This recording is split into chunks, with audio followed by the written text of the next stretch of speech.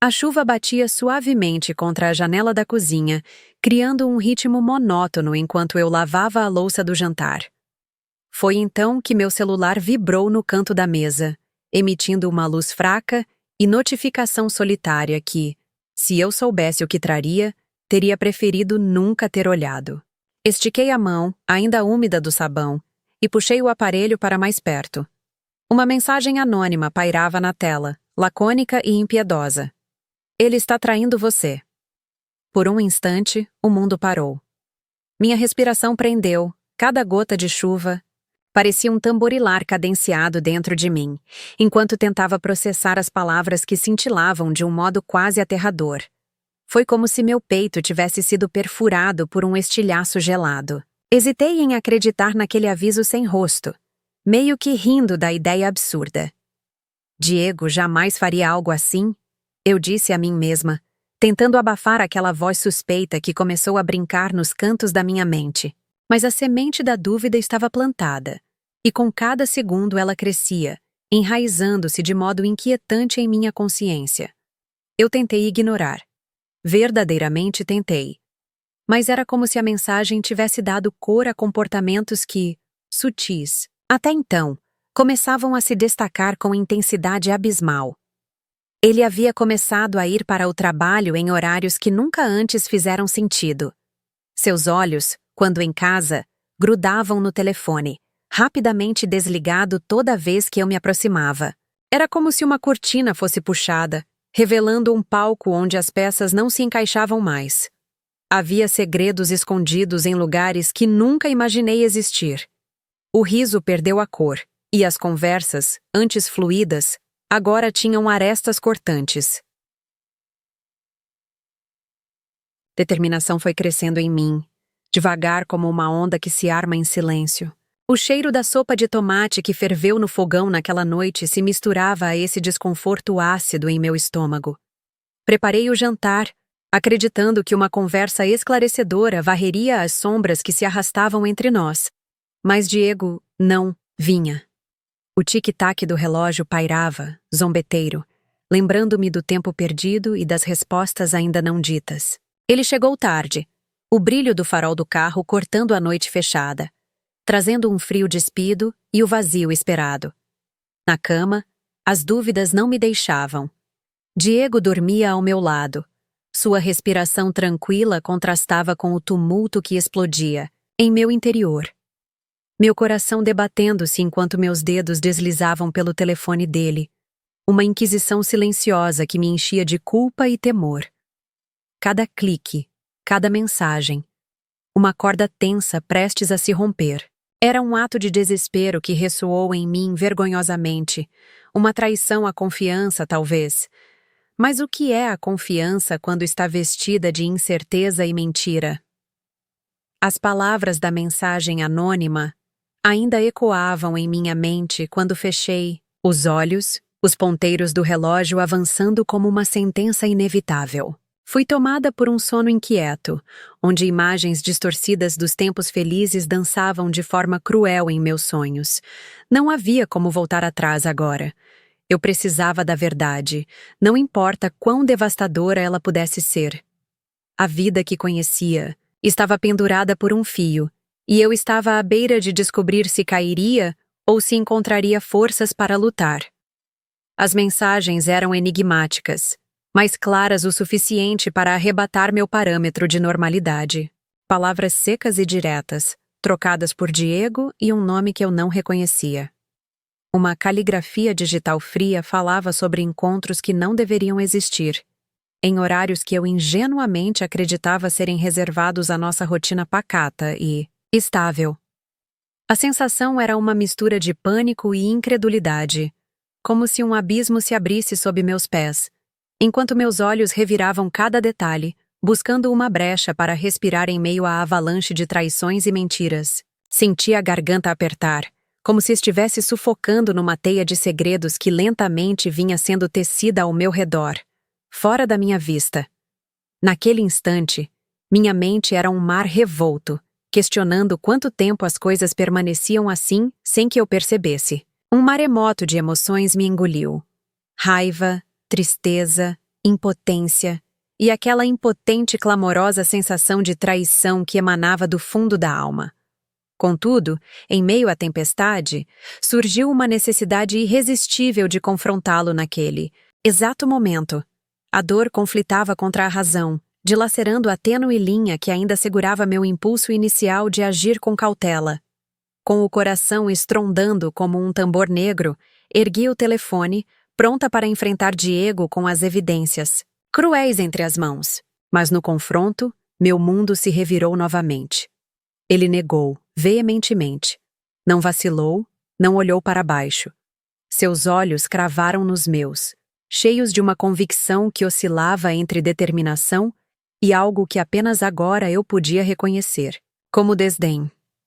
"Você está paranoica", disse ele, suas palavras como facas invisíveis cortando até meu âmago. A confiança em sua mentira era esmagadora, abalando ainda mais o que restava de certeza em meu âmago. Minha convicção vacilou por um horrível momento, e senti-me pequena, perdida no redemoinho de um jogo que agora percebia estar tão mal preparada para jogar. Mas a dúvida persistia, irrefutável como um espinho nas entranhas. Eu precisava entender, precisava reconstruir as peças desse enigma desconcertante. Mais tarde, eclodiu a surpresa dolorosa que virou o jogo novamente. Uma ligação inesperada, uma voz feminina do outro lado da linha cortou o silêncio pesado do quarto. Ela se apresentou, dizendo ser a amante de Diego. O choque cortou minha respiração pelo que pareceu ser uma eternidade, mas, paradoxalmente, o que deveria encher meus ouvidos de desespero logo mudou para algo diferente. Quando ela anunciou seu verdadeiro propósito, a revelação me atingiu. Não era uma ligação de escárnio, mas sim de aliança. Uma mulher do meu passado, uma amiga que deixou vestígios tênues em minha vida, agora queria me ajudar. Ela conhecia os detalhes. Ela sabia sobre os encontros, mesmo mais do que me permiti acreditar. A história estava lá, nua e crua, e a dor de ouvir cada pedaço dela era um tributo sombrio à ignorância. Eu me permiti sentir a raiva devastadora. Uma raiva mesclada de traição, de frustração pela teia de mentiras em que fui arrancada, de tudo que ignorei. E foi essa raiva que se tornou combustível para entender todas as camadas, para arrancar a verdade do poço sombrio onde ela estava, escondida. No dia seguinte, tentava preencher os vazios com as peças que ainda precisavam se revelar. Busquei refúgio em amigos que compartilhávamos, procurando pistas no que seus olhares e silêncios não diziam. Mas a lealdade deles, em sua maioria, estava mais com Diego do que eu imaginava. Uma constatação que ampliou o fosso de solidão que me cercava. Era um jogo de sombras e máscaras, e eu precisava me fortalecer para vencê-lo. Agora era sobre mim. Era sobre equilibrar a raiva e a dor, transmutando-os em uma arma, resistente e certeira, contra a hipocrisia que Diego havia se tornado. Eu precisava da verdade, inteira, nua, e não pararia até alcançá-la. Meu coração, embora aos pedaços, sabia que cada fragmento recuperado seria a chave para minha libertação. Nos dias que se seguiram àquela revelação devastadora, algo em mim se cimentou, transformando-se em uma determinação inabalável. Eu via Diego desfilar com sua moralidade falsa, um sorriso que agora parecia uma máscara cerzida de cinismo e engano. Ele brilhava em círculos sociais, um perfeito retrato de virtude aos olhos dos outros, enquanto eu sabia que, por trás de cada gesto certeiro, havia uma rede de mentiras sufocantes. Um plano começou a se formar, como uma chama que tremeluzia ansiosa para incendiar a falsa realidade que Diego cuidadosamente mantinha. Passei a viver nossas interações diárias como se participasse de um teatro sombrio, estudando suas reações, analisando cada movimento dissimulado. Era doloroso encarar sua face tranquila sabendo o que eu sabia. A raiva e a traição se entrelaçavam com uma frieza calculada que, percebi, havia se tornado parte de mim. Decidida, percebi que devia ser metódica, quase cirúrgica, em minhas ações. Não havia espaço para erros. E então, Como se o destino jogasse cartas ainda mais sinistras, surgiu uma reviravolta que arrancou o chão sob meus pés novamente. Em meio a uma de minhas buscas pela sombra do que antes achava ser nossa vida perfeita, tropecei em algo muito maior. Descobri que Diego estava envolvido em um esquema financeiro obscuro, um jogo perigoso de manipulação e fraude cultural. Era como se ele usasse nosso relacionamento como uma fachada de respeitabilidade, um manto de normalidade para encobrir os interesses sombrios que conduzia. Esta nova descoberta não só consolidou meu plano, como injetou nele uma dose de urgência, quase palpável. Senti uma náusea avassaladora, angustiante. Eu estava compartilhando minha vida com alguém tão moralmente decadente, e essa percepção era como um ácido queimando por dentro. Era imperativo que essa verdade fosse trazida à luz, e eu sabia que não estaria em paz enquanto Diego se mantivesse impune, acreditando-se inatingível sob o manto de sua forma condescendente. Decidi que a revelação aconteceria da forma mais devastadora possível, à luz do que ele mais prezava, sua reputação. Eu organizaria um jantar em nossa casa, um cenário de celebração que se transformaria em palco de sua exposição. Convidei amigos, familiares, todos que haviam, sem saber, participado deste jogo de cartas marcadas. O dia do evento tinha uma atmosfera tensa, como o silêncio tenso antes de uma tempestade. Cuidava de cada detalhe do jantar com mãos trêmulas, mas decididas. Senti que estava prestes a me despir de uma prisão, e a libertação iminente era um elixir amargo, mas necessário. As paredes de nossa casa, testemunhas de sorrisos e promessas, finalmente seriam palco da verdade. Quando a hora chegou, o peso da expectativa era quase tangível. Amigos e familiares enchiam a sala, conversas fluindo livremente. O som de talheres e gargalhadas ecoava, mas para mim eram apenas ecos distantes, sombrios prelúdios do que estava por vir. Diego, em sua habilidade consumada, parecia destemido, sem imaginar a tempestade que se avizinhava. E então, o momento culminante. Com um sorriso que queimava, levantei-me para fazer um discurso. Olhos curiosos miraram-me, aguardando palavras de celebração. Com um frio cortante percorrendo minha espinha, comecei a desenrolar a teia, expondo as traições com provas irrefutáveis, mensagens, documentos e a perfídia grotesca do esquema financeiro. O silêncio era ensurdecedor, um vazio reverberando enquanto o choque se espalhava pelos rostos ao meu redor. Diego empalideceu, seu semblante transfigurando-se de segurança a desespero em segundos, cada máscara caída uma cicatriz em sua reputação imaculada. Era o alívio que feriu, mas curou de forma catártica. Minha voz não tremeu, nem por um instante, e assim desvendei tudo. Sob os olhares espantados ao redor, a verdade emergiu, finalmente destilada, uma justiça crua que restabeleceu meu espírito, em meio às ruínas do que restou. Depois daquela noite, quando cada verdade foi despida diante de amigos e familiares, percebi a estranheza do silêncio que se seguiu. Era um vazio ensurdecedor, preenchido apenas pelo eco de meus próprios pensamentos. Diego estava lá, desarmado, tentando juntar os cacos do que fora sua fachada tão meticulosamente erguida. Eu observei tudo isso com uma serenidade que me surpreendia.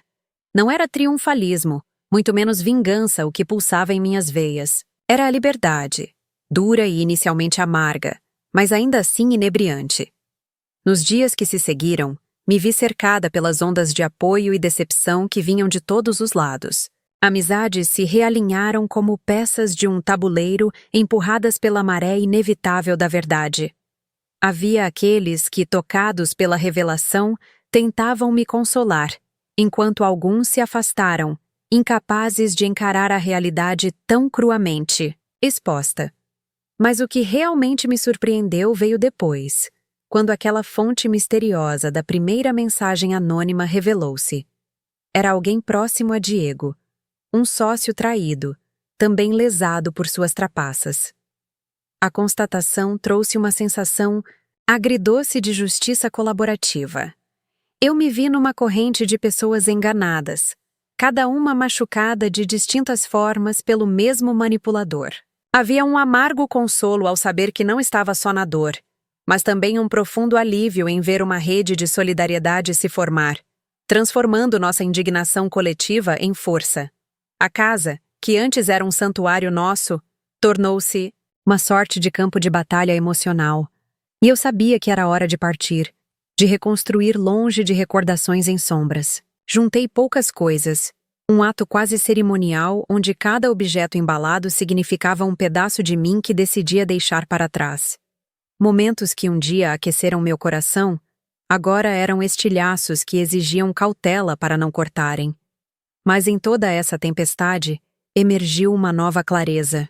Era hora de priorizar a única pessoa que negligenciei em meio ao redemoinho.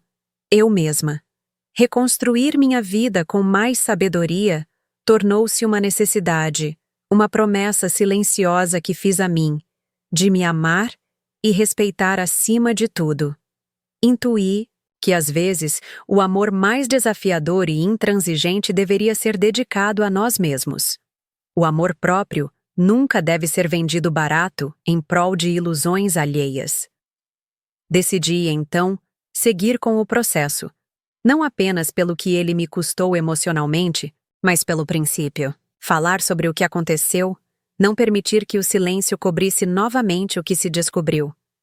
Protocolar uma ação no tribunal foi, inicialmente, um exercício de coragem, mas cada assinatura era um passo firme em direção à minha verdade. Agora, percebo que cada desafio amargo é, na verdade, uma porta para novas possibilidades. Encontrei força onde não esperava, e mesmo entre as rachaduras, agora vejo a luz tênue da esperança começar a iluminar meu caminho. A mudança soa aterradora, sim, mas a certeza do que posso conquistar me embala, passo a passo. No entanto, não é a percepção de mudança que me motiva a seguir em frente com intenção renovada e olhar afiado, é o poder da reconstrução. Quando a tempestade arrefece e o eco da destruição se dissipa, o que resta é a pura clareza de que, muitas vezes, quem segura a faca é quem mais ama, mas isso nunca deve tirá-lo do caminho da verdade. Agora, olhando para trás, percebo a lição oculta em cada amargo passo. E pergunto a vocês, como enfrentar suas próprias tempestades? Quais seriam suas próprias verdades reveladas sob a pesada cortina de algo que sempre temeram descobrir? Às vezes, é preciso coragem, não apenas para encarar a verdade, mas para agir sobre ela. E vocês? O que fariam se tivessem que escolher entre aquilo que lhe conforta e aquilo que é verdadeiro?